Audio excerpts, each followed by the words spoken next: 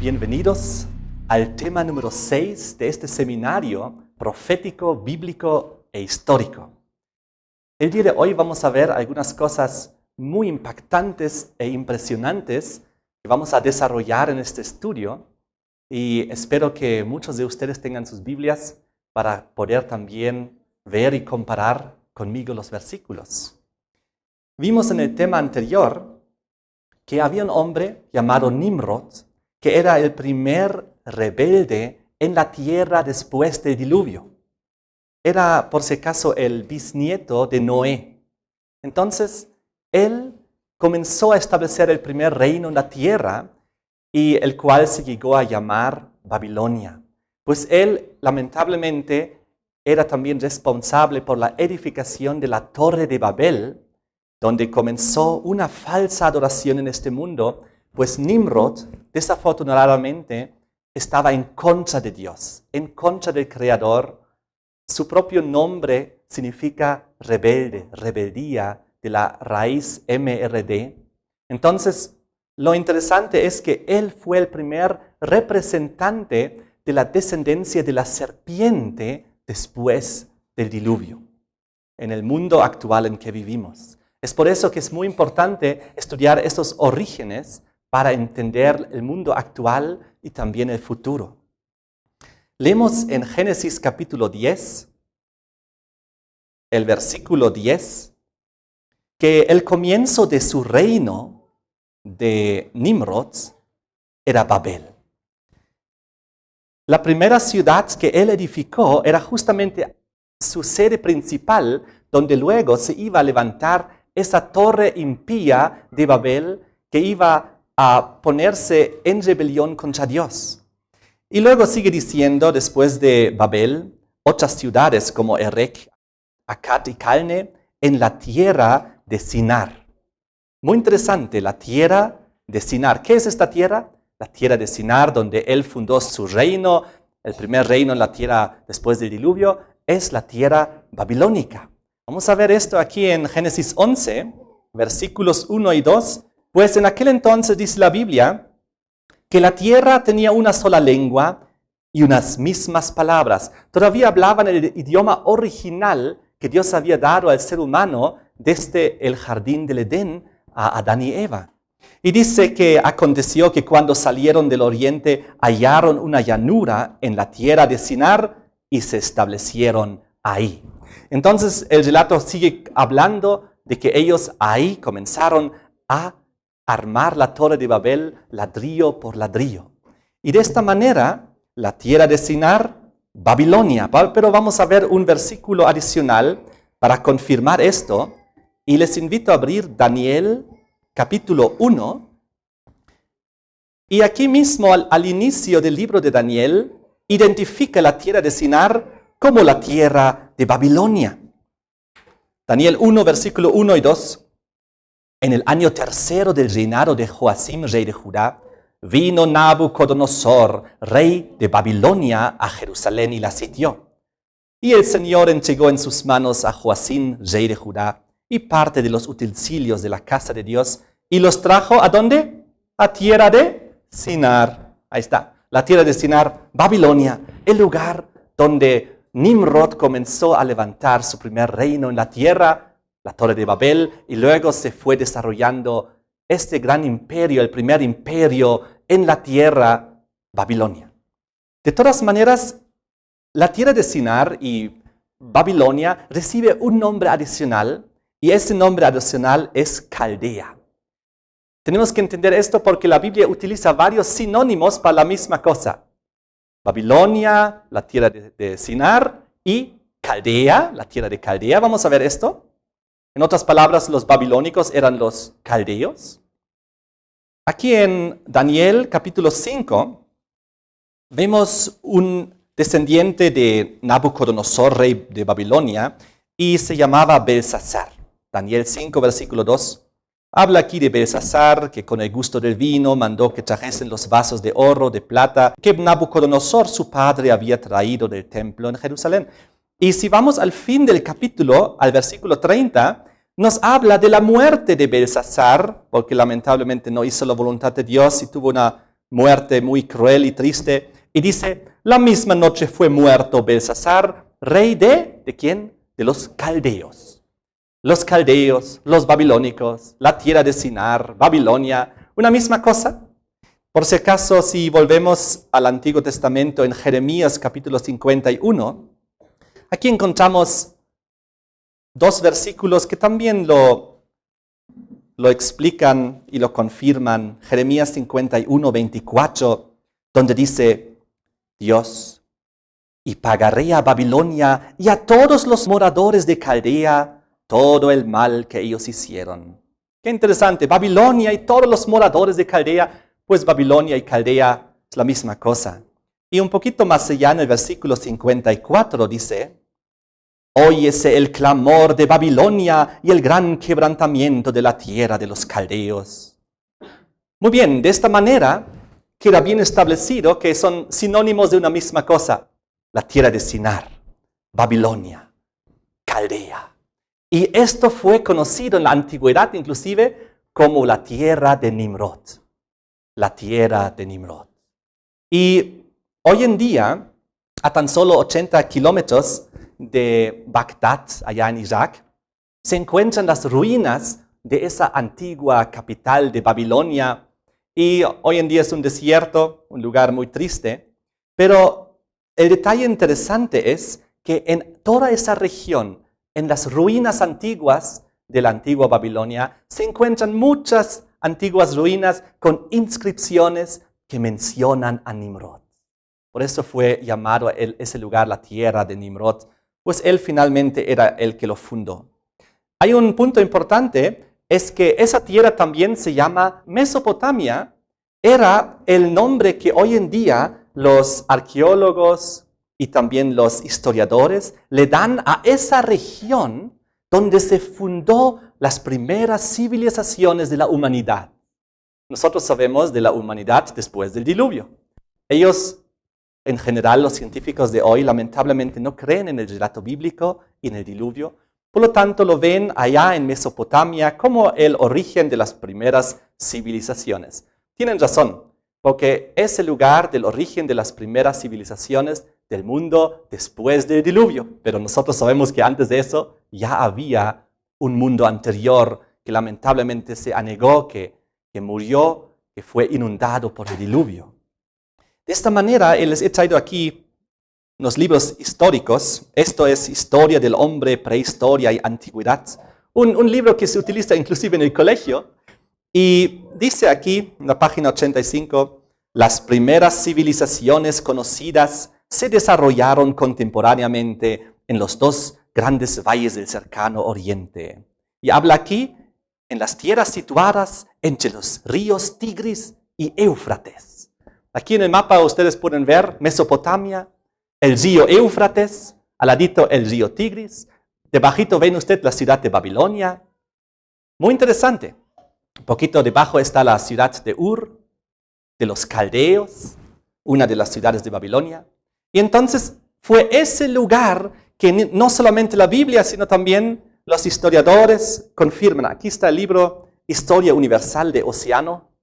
Y aquí cuando habla de las primeras culturas y las civilizaciones, en la página 100 dice, el país que los griegos llamaron Mesopotamia, que significa tierra entre ríos. ¿Por qué? Porque estaba entre el Tigris y el Éufrates. Y dice, fue solar de las más antiguas civilizaciones de la humanidad, influidas notablemente por sus condicionamientos geográficos, dos grandes cursos de agua, el Tigris y el Éufrates. Entonces, si nosotros buscamos en la Biblia, encontramos que en el relato de la creación, en Génesis 2, versículo 14, Dios ya muestra y ya habla del río Éufrates. Eso es muy interesante. Pues aquí Dios identifica en Génesis 2, versículo 14, habla de uno de los ríos que estaba cerca del paraíso, allá en el jardín de Edén, y dice, el nombre del tercer río es Hiddekel, este es el que va del oriente de Asiria, y el cuarto río es el Éufrates. En otras palabras, no tan solo en esta región se desarrolló las primeras civilizaciones del mundo después del diluvio, sino inclusive el jardín Edén, el paraíso, estaba cerca de esos lugares.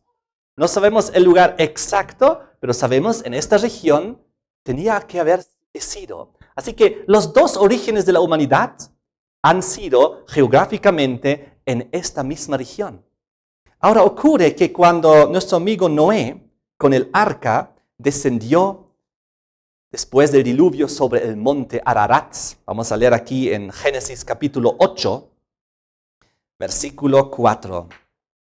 Y reposó el arca en el mes séptimo, a los 17 días del mes, sobre los montes de Ararat. ¿Y dónde estaban esos montes de Ararat? Si vemos el mapa nuevamente, ahí está Mesopotamia, ahí están los ríos Éufrates y Tigris. Miramos un poco más arriba y encontramos Ararat. En otras palabras, todo coincide perfectamente, inclusive la historia, la ciencia moderna con su arqueología, y los historiadores confirman que ahí se originaron las primeras civilizaciones de la humanidad. Y de esta manera vamos a ver ahora qué es lo que hizo Nimrod, porque él edificó, como ya hemos visto, la Torre de Babel. Quiero invitarles para abrir aquí en Génesis capítulo 11 y vamos a leer el versículo 3 en adelante. Ya vimos en el versículo 1 que toda la tierra tenía una misma lengua. Y vimos en el versículo 2 que fueron a la tierra de Sinar y se establecieron ahí. Y ahora el versículo 3 dice, dijeron unos a otros, vamos, hagamos ladrillo, cozámoslo con fuego. Y les sirvió el ladrillo en lugar de piedra y el asfalto en lugar de mezcla. Y dijeron, vamos, edifiquémonos una ciudad y una torre, cuya cúspide llegue al cielo, y hagámonos un nombre, por si fuéramos esparcidos sobre la faz de toda la tierra. Entonces aquí vemos que edifican la primera ciudad del reino de Nimrod, Babel, la Torre de Babel, pero desafortunadamente bajo Nimrod ellos se comenzaron a alejar del Dios verdadero, creador de los cielos y de la tierra. Recuerden, Nimrod y todo el reino que él creó era prácticamente la descendencia de la serpiente que comenzó a formarse después del diluvio. Entonces ellos querían acceder al cielo. ¿No es acaso una buena idea acceder al cielo? ¿No queremos todos llegar al cielo? El problema es que Nimrod y la gente que estaba con él y que creía y que confiaba en él, querían llegar al cielo mediante su torre. Esta torre babilónica, ellos querían alcanzar el cielo a través de su propio esfuerzo. La Biblia dice que ellos levantaron ladrillo sobre ladrillo. Edifiquemos una ciudad y una torre cuya cúspide llegue al cielo. Ellos querían alcanzar el cielo, alcanzar a Dios, alcanzar la vida eterna. Son cosas buenas, pero de una manera equivocada. Igual que antes del diluvio, Caín, ¿recuerdan? Él de una manera equivocada quería adorar a Dios, malinterpretando los símbolos que Dios había establecido. Recuerden que Dios había instituido la ovejita para el perdón de los pecados, símbolo de Cristo que iba a venir en la cruz. Pero Caín, él dijo, no, yo voy a poner lo mejor de mi producción, frutas, verduras. Y fue no lo que Dios había establecido. Entonces aquí ocurre algo parecido. Aquí los hombres después del diluvio, Nimrod y toda la gente que le siguió, querían alcanzar el cielo a su propia manera, no como Dios había establecido, sino esforzándose ladrillo por ladrillo, sin la necesidad de Jesucristo, sin la necesidad de Dios, sin la necesidad del arrepentimiento de los pecados, o del perdón, o de la confesión de los pecados, sino por obras, por esfuerzo, ladrillo sobre ladrillo. Y seguramente esta idea alocada, confundida, se les vino también porque ya no había la capa protectora que había en el mundo antediluviano. Ahora ya no había capa protectora. Entonces ellos seguramente pensaron, podemos alcanzar el cielo por nuestro propio esfuerzo. Ahí vemos los orígenes de la falsa religión babilónica. Intentar alcanzar el cielo de una manera equivocada, que no es posible. Nadie puede alcanzar el cielo por esfuerzos, por obras, poniendo ladrillo sobre ladrillo. No. La salvación es a través del Hijo de Dios, de Jesucristo. La fe en Él, en el Mesías. Y el arrepentimiento de nuestros pecados, la confesión de nuestros pecados. Y entonces caminar con el Señor, conocer su palabra, llegar a ser hijo de Dios, llegar a ser parte de la descendencia espiritual simbólica de la mujer que ya hemos estudiado. Entonces, desafortunadamente ocurrió todo esto en la Torre de Babel y Dios tenía que intervenir. Entonces, vamos a leer aquí cómo Dios intervino en el versículo 6. Dijo el Señor, Génesis 11:6. He aquí el pueblo es uno y todos estos tienen un solo lenguaje. Han comenzado la obra y nada les hará desistir ahora de lo que han pensado hacer. Ahora pues, descendamos y confundamos ahí su lenguaje, para que ninguno entienda el habla de su compañero. Así los esparció el Señor desde ahí sobre la faz de toda la tierra. Y dejaron de edificar la ciudad. Por esto fue llamado el lugar de ella Babel, porque ahí confundió el Señor el lenguaje de toda la tierra, y desde ahí los esparció sobre la faz de toda la tierra. Muy importante, Dios hace aquí un milagro de confusión de lenguas. Repentinamente, toda esa gente que hasta ese momento había hablado solo un idioma, de repente hablaban decenas o cientos de idiomas diferentes. Nadie se entendía y los que se entendían se unieron en pequeños grupos del mismo idioma. Y entonces dice, ahí dejaron de edificar la ciudad. ¿Y qué es lo que hicieron desde ahí? Fueron esparcidos a toda la tierra. Y aquí hay un detalle que repite 2 veces. Cuando Dios repite algo 2 veces es porque es muy importante.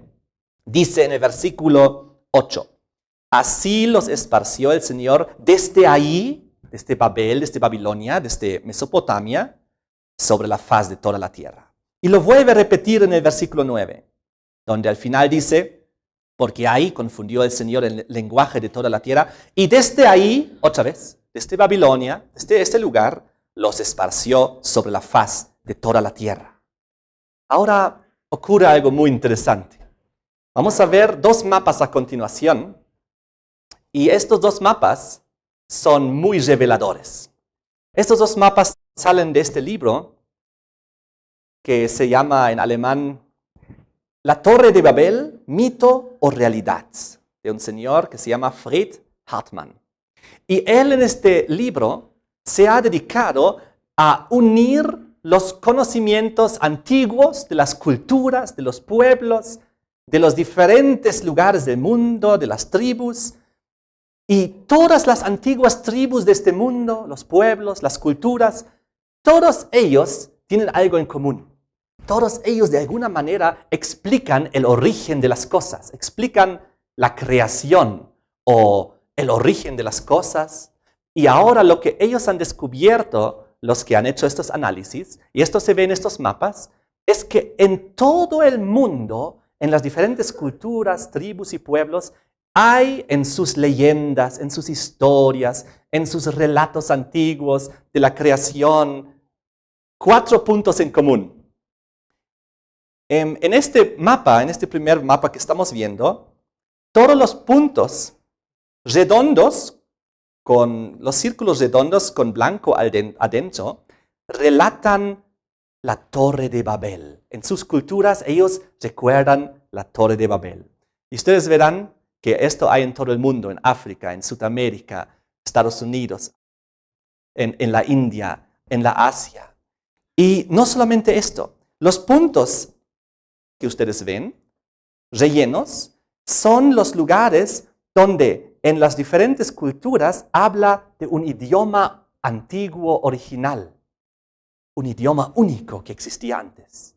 Y también esto vemos a escala mundial.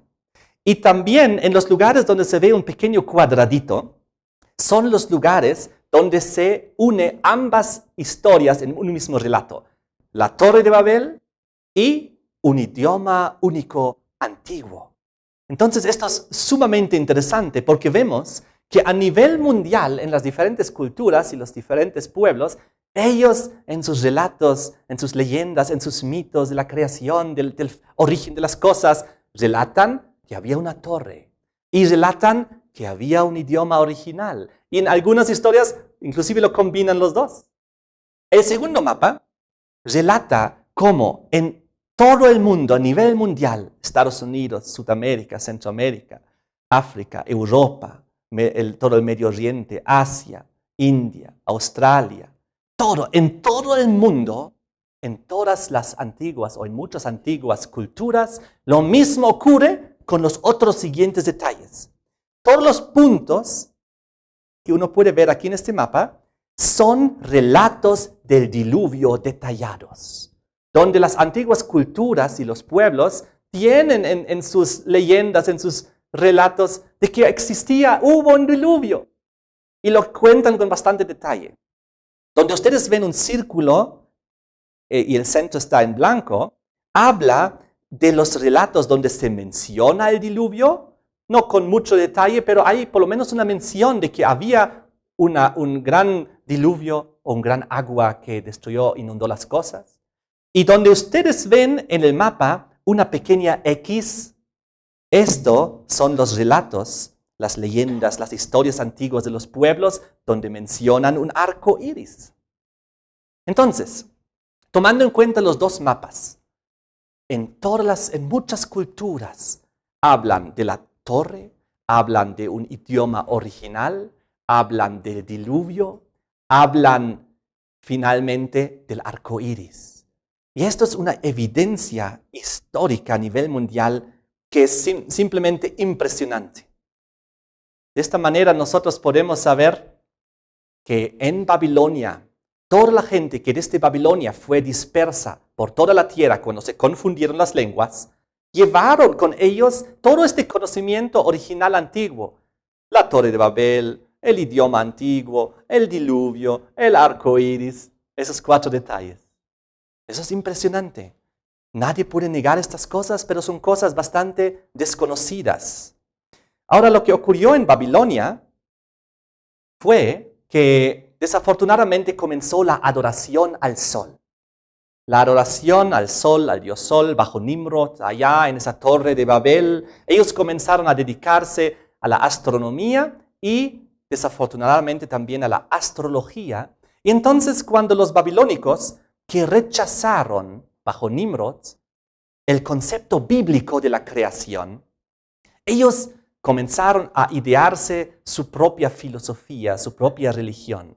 Y lo que hicieron fue que ellos vieron 7 astros moverse en el cielo. Vieron el sol moverse, aunque sabemos que no se mueve, pero vieron el sol, vieron la luna moverse y vieron 5 planetas moverse también durante la noche. Entonces les dieron nombres al sol, la luna, y los otros los llamaron los planetas Marte, Mercurio, Júpiter, Venus y Saturno. Entonces ellos comenzaron a adorar esas estrellas que se movían. Y ellos lo adoraron según una lista de prioridades. Para ellos, el orden que asignaron en la importancia era, en primer lugar, el sol. Porque el sol es, dentro de todos los que se mueven ahí, el más impactante, el que más influye sobre la tierra. Así que dijeron, nuestra divinidad mayor es el sol. La segunda divinidad es la luna, porque es un poco menor, pero también es impresionante. Y luego vieron 5 pequeños planetas moverse y les asignaron también una divinidad especial. Y de esta manera dieron a los días de la semana nombres según los astros que veían. Y en ese mismo orden, ya que el sol era el más importante, al sol le pusieron en primer lugar. El primer día de la semana, que sea el día del sol. El segundo día de la semana, a ver, ¿cuál es la segunda divinidad en importancia de los astros? ¿La luna? Muy bien, segundo día de la semana, dedicado a la luna, día de la luna. Y así luego designaron a los otros 5 días de la semana los 5 planetas. El tercer día de la semana, Marte. El cuarto, Mercurio. Quinto, Júpiter. Sexto, Venus. Y el séptimo, Saturno. Y de esta manera, inclusive hoy en día en el español, casi todos los nombres de estos antiguos nombres babilónicos, que luego se fueron plasmando a través de Roma hasta el día de hoy, Encontramos que el lunes, ¿cómo se llama? Lunes, ¿por qué se llama lunes? De luna, ¿no? ¿Por qué el martes se llama martes? De Marte. ¿El miércoles? De Mercurio. ¿El jueves? De Júpiter. ¿El viernes? De Venus. Y en muchos otros idiomas, el primer día de la semana, que es el día del sol, se sigue llamando día del sol. Por ejemplo, en inglés, Sunday. Sun, sol, day, día. O en alemán, Sonntag. Tag, día, sol, Sonne, sol. De esta manera, en muchísimos idiomas, desafortunadamente esta práctica babilónica hasta el día de hoy de dar los nombres de la semana según los astros, que son las divinidades paganas, se trasladó. Muy bien, lo que Dios hizo cuando Él dio nombres a la semana, lo hizo muy diferente. Vengan conmigo a Génesis, capítulo 1. Y pues en Génesis capítulo 1, cuando Dios le dio los nombres a la semana, ¿qué nombre le dio? Simplemente dice, y fue la tarde y la mañana, el primer día. Fue la tarde y la mañana, el segundo día. Y así consecutivamente fue la tarde y la mañana, el séptimo día.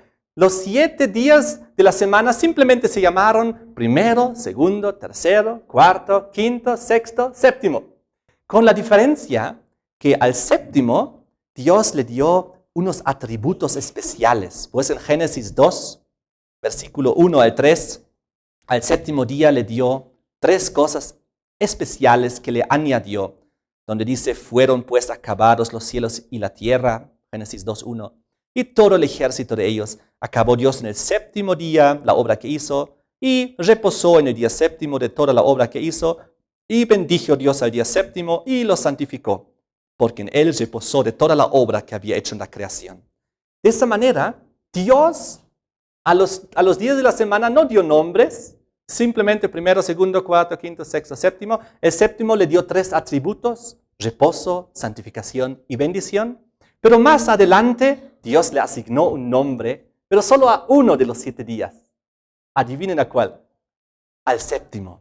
Y si vamos un ratito a Éxodo, capítulo 20, donde están los 10 mandamientos, vemos que Dios solamente al séptimo día, el que fue reposado, santificado y bendecido, Dios le dio un nombre.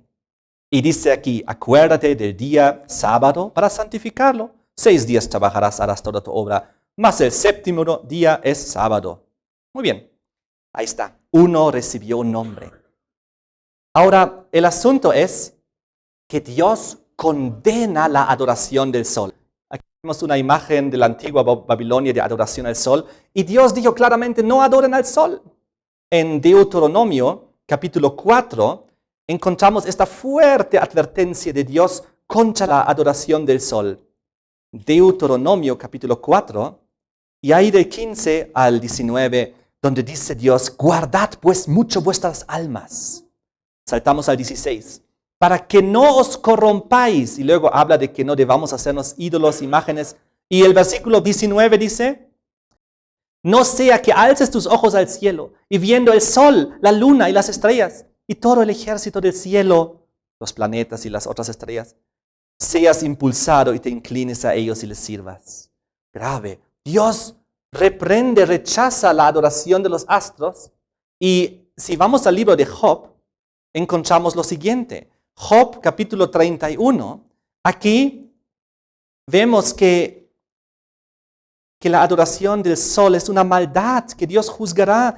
Aquí Job está siendo acusado y él afirma su integridad diciendo lo siguiente. Job 31, 26 y 27. Si he mirado al sol, dice, cuando resplandecía, o a la luna cuando iba hermosa.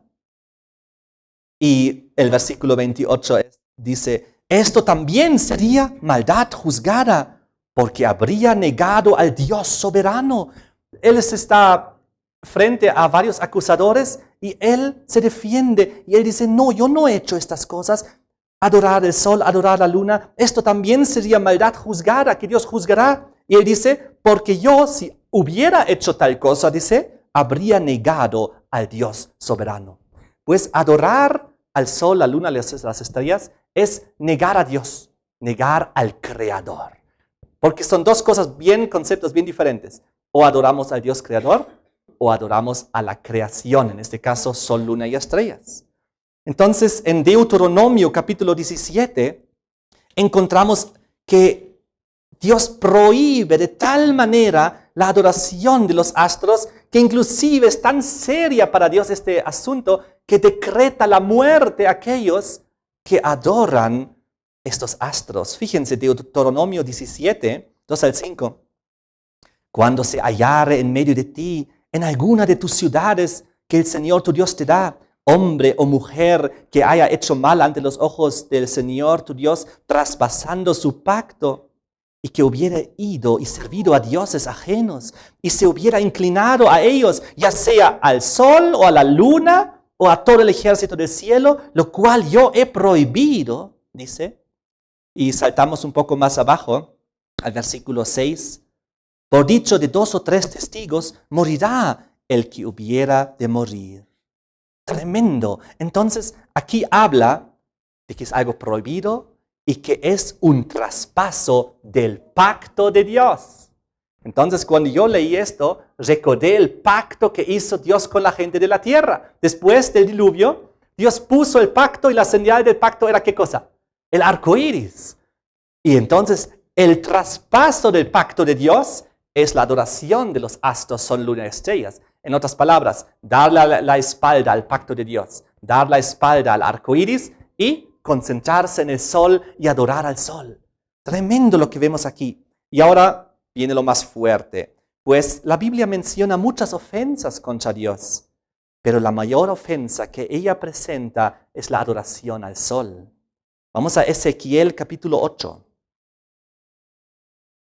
Y aquí en Ezequiel capítulo 8 vamos a encontrar la mayor ofensa contra el Dios creador de los cielos y de la tierra. Aquí, primeramente, nos muestra ofensas menores, pero que también son serias. Ustedes pueden leer todo el contexto. Pero entonces, Ezequiel es llevado para ver la peor de las ofensas en el versículo 15 y 16. Luego me dijo, ¿no ves, hijo de hombre? Vuélvete aún y verás abominaciones mayores que estas. Y esta es la última que Dios le muestra, que es la abominación más grande de las que le está mostrando.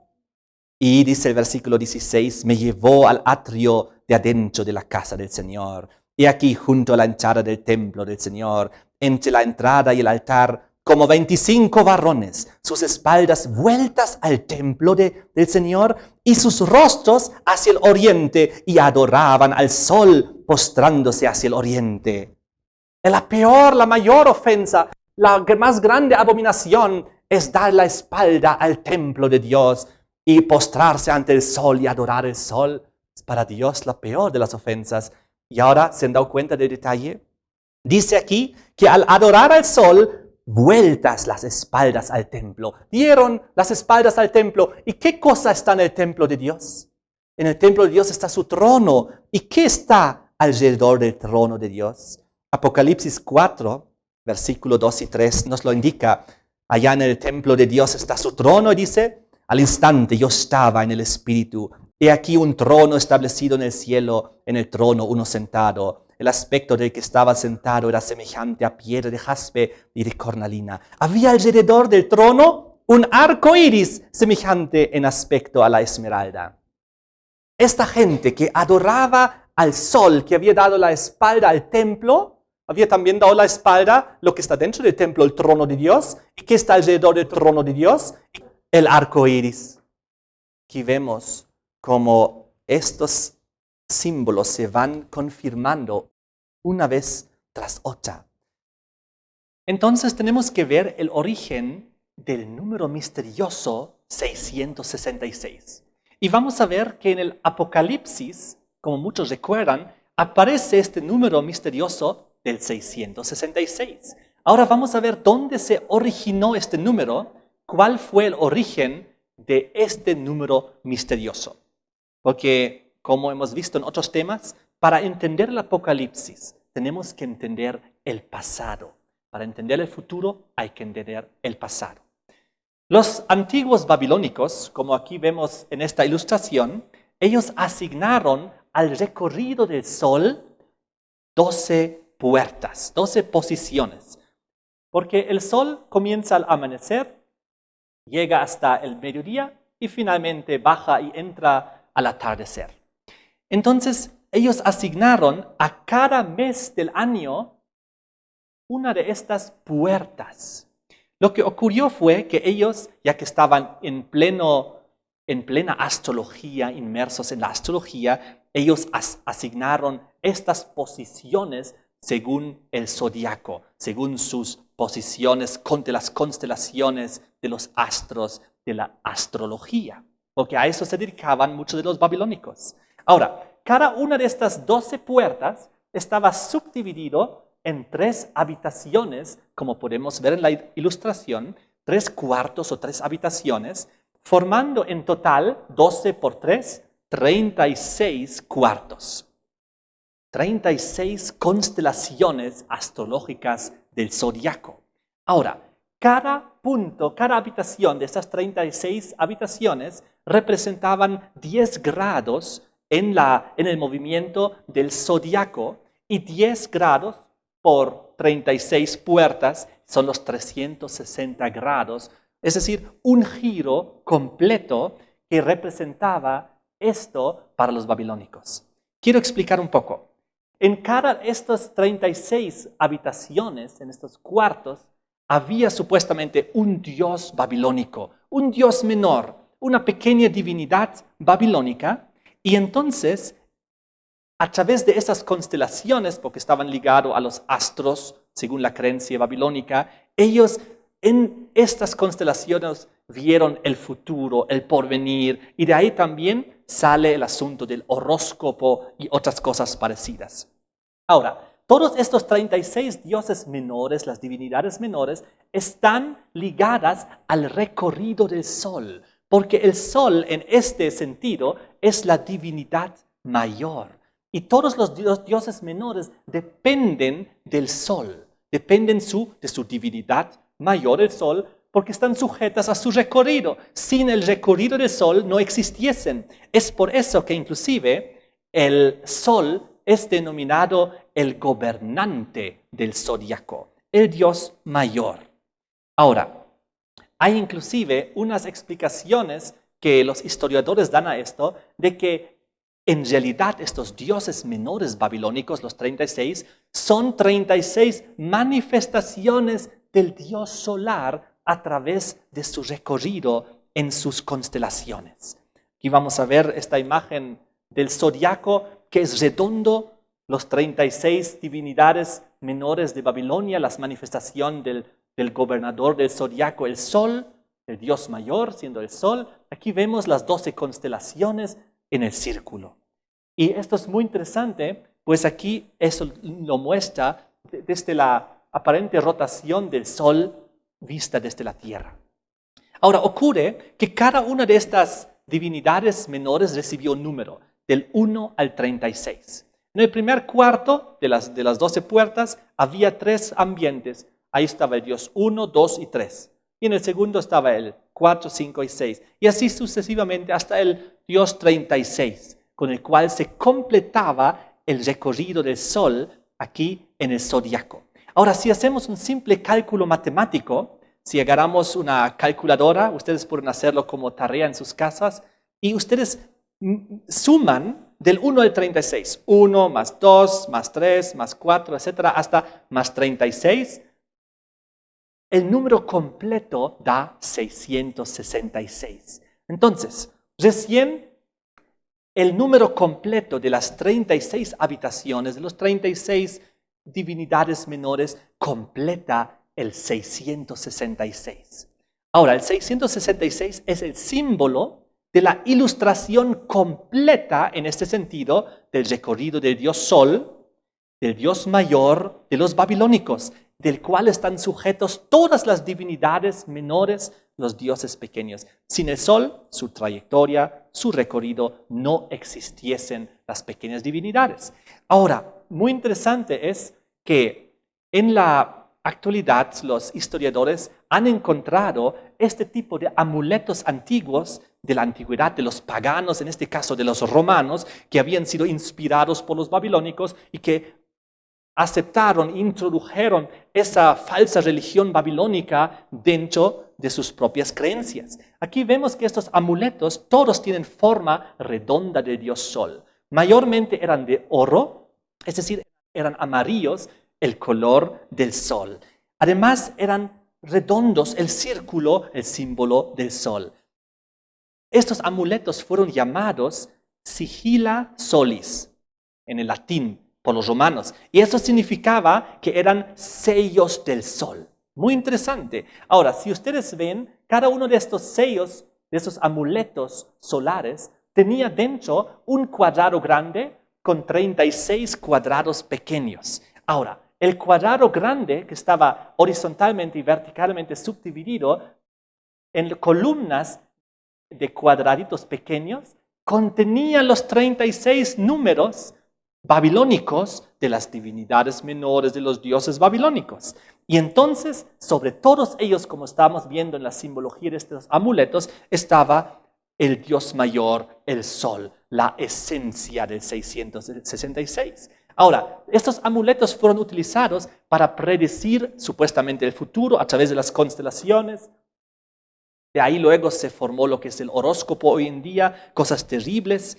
Entonces, lo interesante para completar este cuadro es, si nosotros sumamos las columnas, ya sea horizontales o verticales, siempre los números nos dan 111. No importa si nosotros sumamos la primera, la segunda, la tercera, cuarta, quinta o sexta columna, ya sea horizontal o verticalmente, siempre da 111. Y lo interesante es que si nosotros multiplicamos 111 por 6, siempre nos da el número 666. Entonces aquí encontramos nosotros desde la antigua Babilonia, a través de los otros imperios paganos, el origen del 666, que siempre está directamente ligado a la adoración del dios Sol. El 666 finalmente es la esencia de la adoración al Sol, al dios pagano mayor detrás del cual está el diablo. Y esto, como hemos visto, es la mayor ofensa y abominación, la mayor ofensa contra el Dios creador de los cielos y de la tierra, y es lo más opuesto posible a lo que vimos el simbolismo del arco iris. De todas maneras, este problema se fue dispersando a nivel mundial. Recuerden cuando la Torre de Babel terminó y la confusión de lenguas comenzó y fueron dispersados, dice la Biblia, desde ahí a todos los confines de la tierra.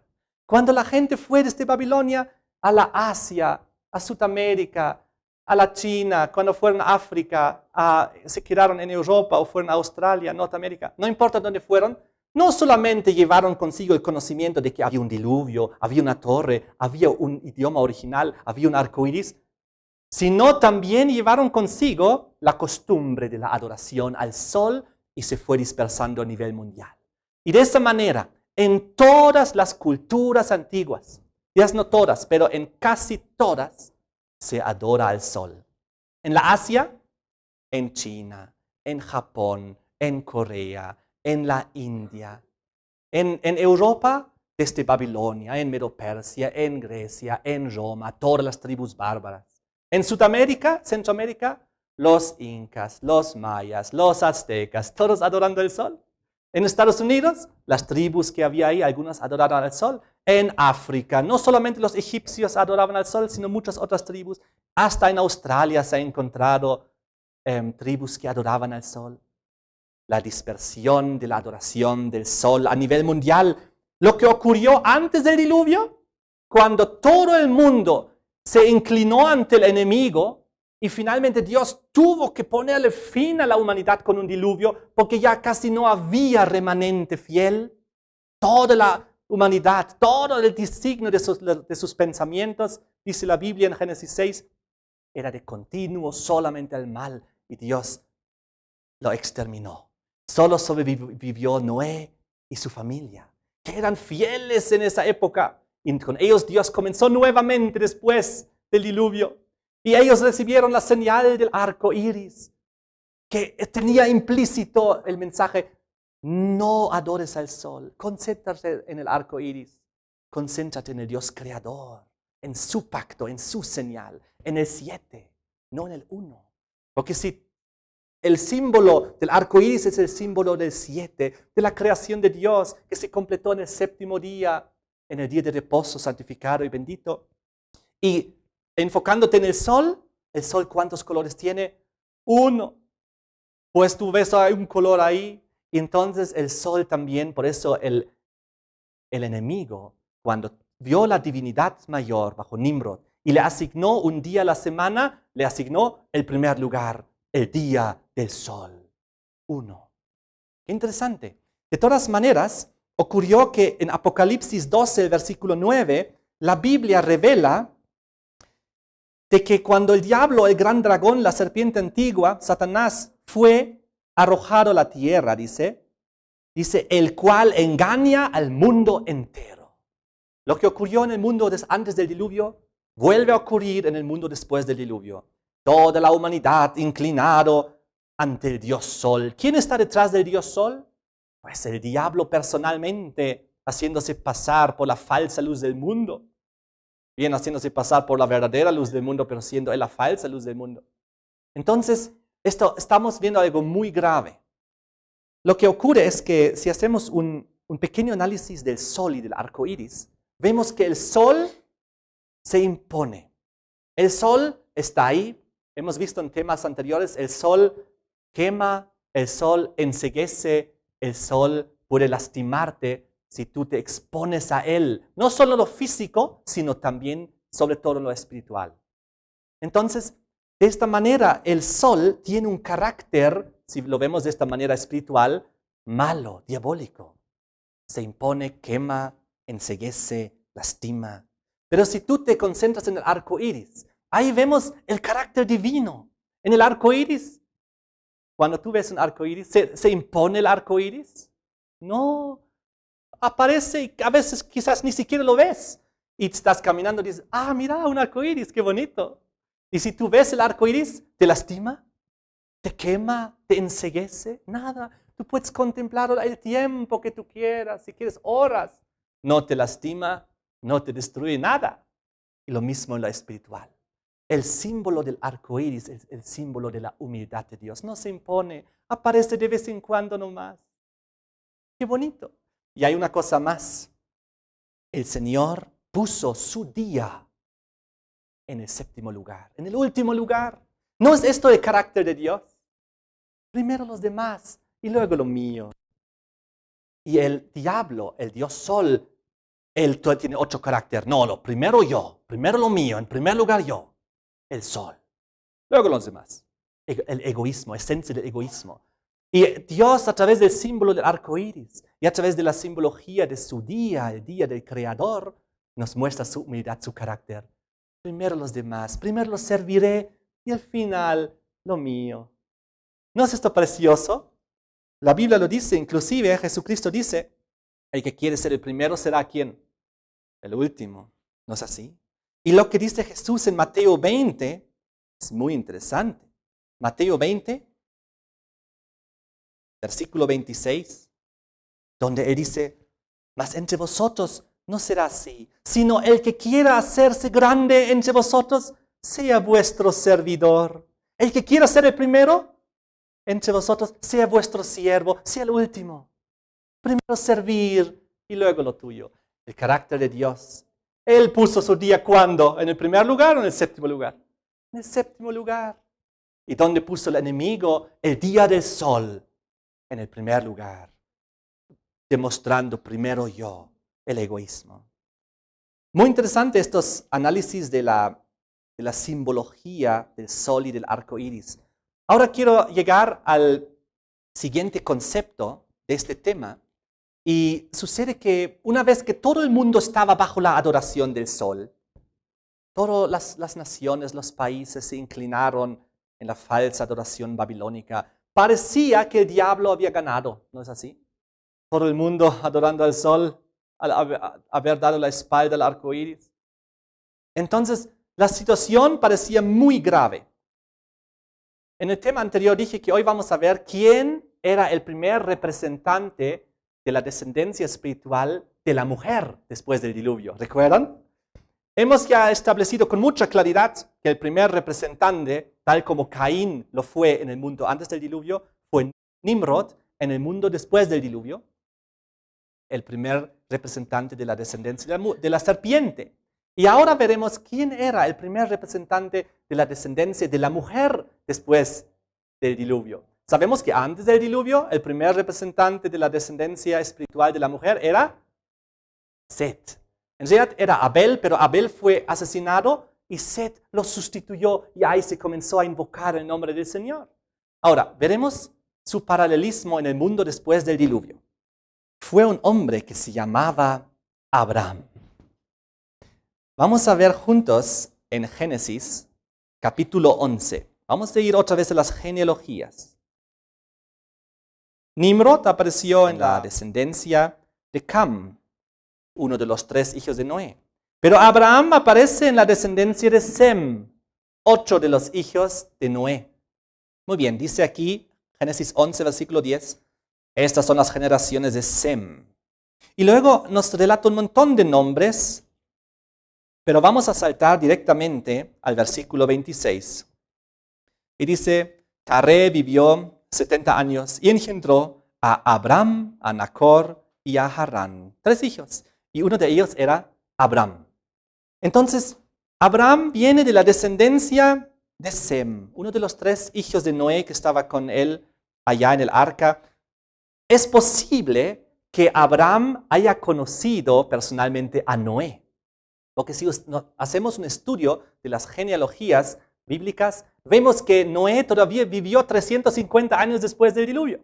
Entonces, cuando Abraham nació, él todavía convivía con Noé durante 58 años. Todavía eran contemporáneos Noé con Abraham 58 años. Probablemente se hayan conocido, no lo sabemos, pero posiblemente sí. Porque Noé seguía siendo un hombre fiel. Y entonces posiblemente haya conocido a Abraham también. Porque Abraham, según la Biblia, era un hombre recto, creyente y que amaba la verdad.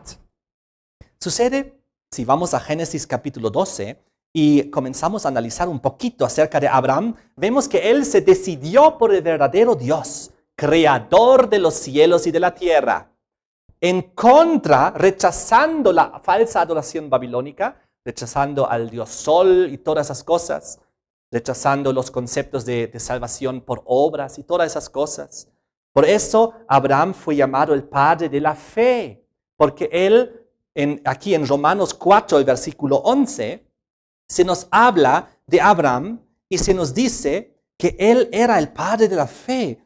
Romanos 4, 11, muy interesante. En otras palabras, aquí habla de Abraham y en el centro del versículo dice, como sello de justicia, para que fuese padre de todos los creyentes.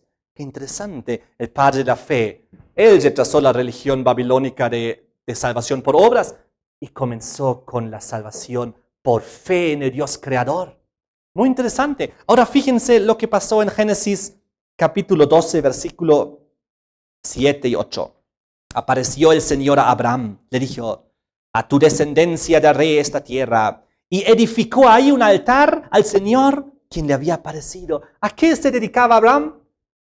A levantar un altar al Señor. Y Dios le apareció a él. Y el versículo que sigue dice que también cuando él pasó por Betel, dice al final, edificó ahí otro altar al Señor e invocó el nombre del Señor. Igual que cuando Set, en el mundo antes diluviano, comenzó la descendencia de la mujer, dice, y se comenzó a invocar el nombre del Señor. Lo mismo ocurre aquí.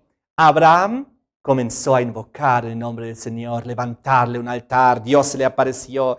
Vamos al capítulo 13, versículo 4.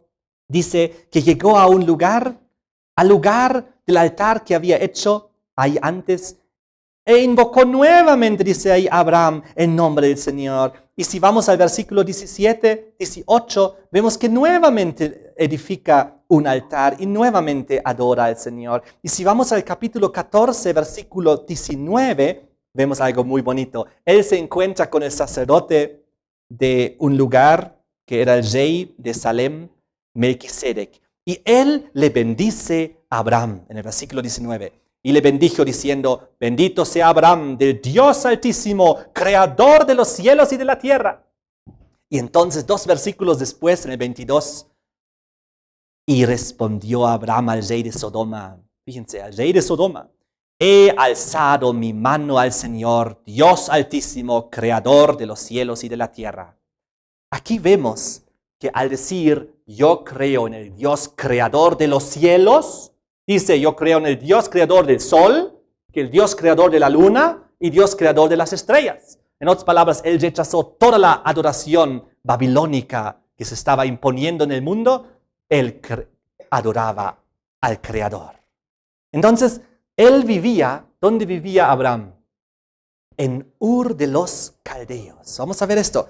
En este mapa vemos una de las ciudades de Babilonia era Ur de los Caldeos. Entonces, nuestro amigo Abraham vivía en Babilonia y él estaba rodeado de todo el problema de la falsa religión.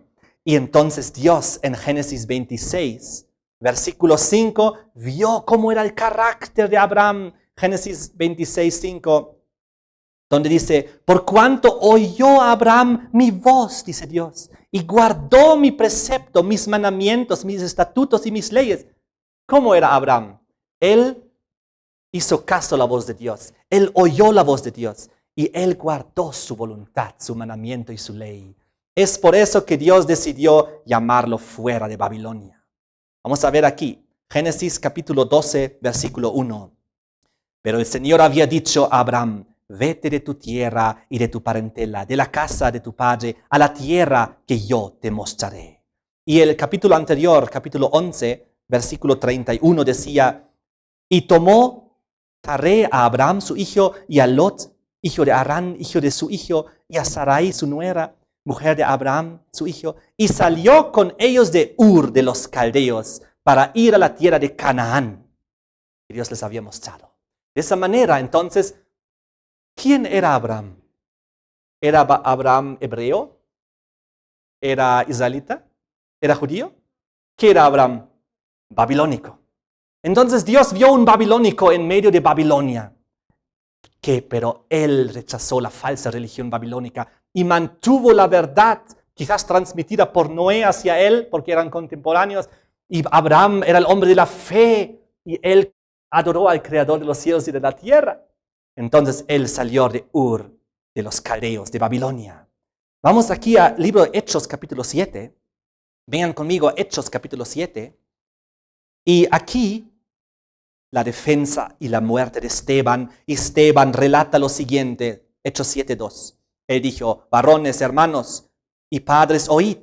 El Dios de la gloria apareció a nuestro padre Abraham, estando en Mesopotamia, antes que morase en Harán, y le dijo, sal de tu tierra y de tu parentela, y ven a la tierra que yo te mostraré.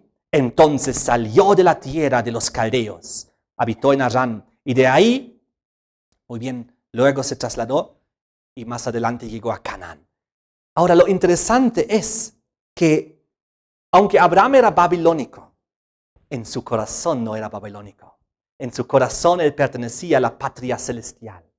Vamos a leerlo aquí en Hebreos capítulo 11, versículo 8, donde es el capítulo de la fe. Por la fe Abraham, siendo llamado, obedeció para salir al lugar que había de recibir como herencia.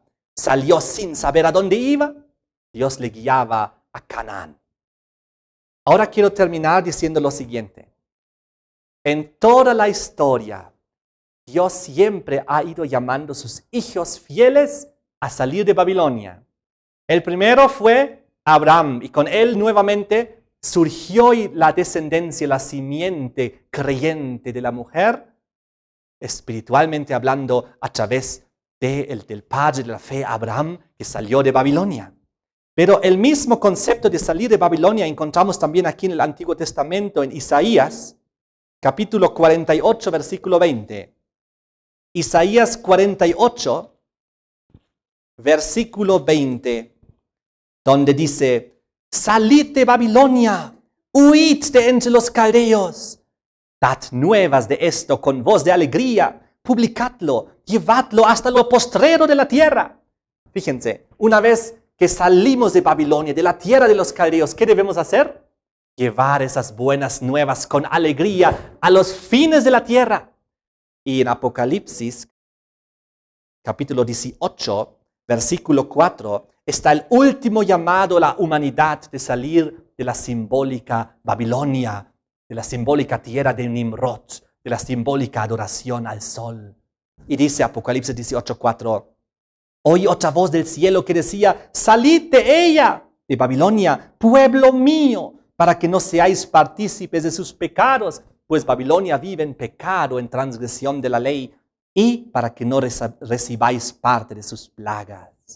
Babilonia, este terrible lugar, cuna de la falsa religión, como dice aquí en Apocalipsis 17:5, donde dice Babilonia la grande, la madre de las rameras de la tierra, la madre de las abominaciones de la tierra. Babilonia, la cuna de la falsa religión, la cuna de la falsa salvación, la cuna de la adoración al sol. De esta manera, el próximo tema vamos a seguir analizando y ya vamos a llegar al libro de Daniel. Amén. Muchas gracias por ver este video. En este enlace puede ver el siguiente video y en este enlace donde dice navegando del pasado al futuro.net está nuestra página web donde puede encontrar todo este seminario bíblico, profético e histórico. Ahí va a encontrar también para compartir con sus amigos y a través de las redes sociales todos los videos y también el audio y también los textos por escritos. De esta manera, que Dios te bendiga y comparte estos videos para que muchas más personas puedan conocer al Señor y la verdad profética y bíblica.